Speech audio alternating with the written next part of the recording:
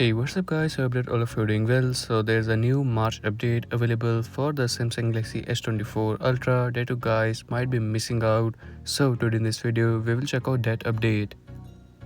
So for that update, you will have to go into your settings, and from there you have to tap on About Phone. Then you have to tap on Soft Information. Now you have to tap on Google Play System Update.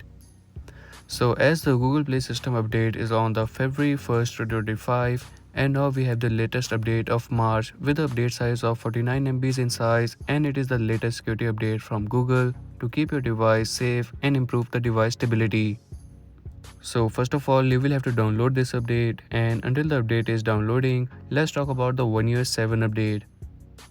So the One UI 7 update is now finally expected to be released in the month of April on April 7th. Also, there's a new beta version available of the One UI 7 for the Samsung Galaxy S24 Ultra, and that is beta 6, which includes some of the bug fixes that were there before. So if you are on the beta version on your Galaxy S24 Ultra, so check out the new beta version, and if you're not, let's wait for the official update. And as you can see, the Google Play System update is downloaded. Now you just have to simply tap on Restart Now to complete the installation process.